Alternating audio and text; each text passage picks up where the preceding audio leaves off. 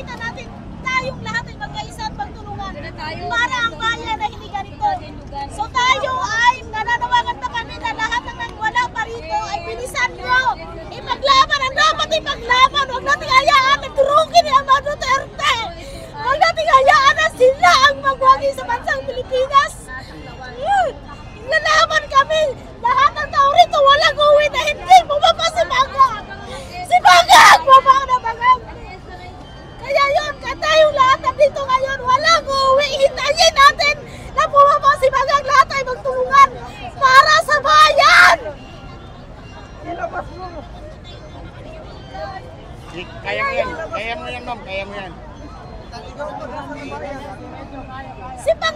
Si BP Sara muntik ipapatay dahil gusto nila nga si Tambaluslos ang maging presidente.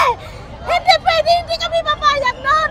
Dahil si Sara Duterte ang kapalit para sa bansang Pilipinas. Siya ang anak na pinangako ng Pangulong Duterte na siya ang ano sa Pilipinas. Hindi ikaw Bangag at hindi rin si Tambaluslos.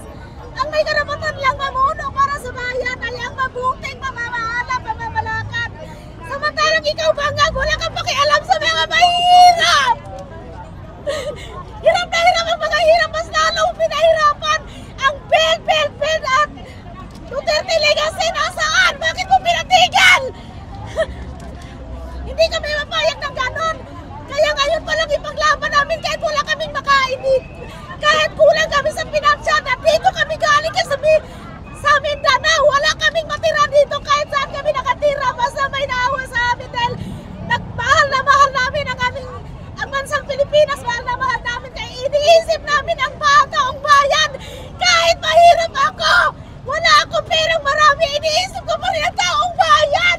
Ikaw, napakayaman mo. Lahat ng kayamanan kapangyarihan nasa iyo. Nasaan ang awa mo? Nasaan ang awa mo? Samantalang ako, wala akong bangko, wala akong tinago sa bangko, wala akong pera, wala akong kapangyarihan, wala akong kayamanan. Peace and peace! Wala akong bangko, pero ang puso ko nasa mga taong bayan. Kaya mahal na mahal ko ang Pangulong Duterte kasi nakita ko sa kanya kung paano niya paglingkuran ang taong bayan, mga mahirap. Ikaw napakayaman mo ha! Marcos! Mayaman ka! Alam kong mayaman ka, lahat ng kapangyarihan nasa ibang bansa lahat! Halos ikaw ang hawak kung mayaman ka! Dapat maawa ka sa taong bayan na imong pinahirap na mas lalo may pinahirapan ng mga mahihirap! Nasaan ang magiging Pangulo mo na pinangako mo na mababa ang bugas? Bugas na 20 kilos, nasaan? Nasaan ang 20 kilos na bigas para sa ipakaon mo sa mga mahihirap? Wala! Kundi mas lalo ka nagpapayaman. Pero mo, si Tambaluslos nangutang pa para maging manalo siya maging Pangulo. Nangutang siyang 3 trillion. Asaan ang 3 trillion ka dapat sa PhilHealth mo ibigay sa amin? Samantalang ang dami nang walang mga pera. Isa na ako doon. Pero ang puso ko ay nasa mga mahihirap. Ikaw wala. Kaya dapat ikaw ang ikulong. Ikaw ang pusasan ng mga pulis na nandito nakapaligid sa Malacanang. Ikaw dapat ang pusasan. Naintindihan mo? Ikaw ang pusasan pati si Tambaluslos. Kayo ang ikulong. Kung hindi nila kaya kayong ikulong sa mga pulis nyo. Kami itong bayan. Lalaban kami. O kamukha ko. Ito ko. Hindi ako natakot. Putang ina. Kaya Tubig. Kaya ganito hindi kaya ko. Masama ang loob ko dahil si BP Sara muntik yung patayin para wala nagakampi ang taong bayan. Masama ang loob ko.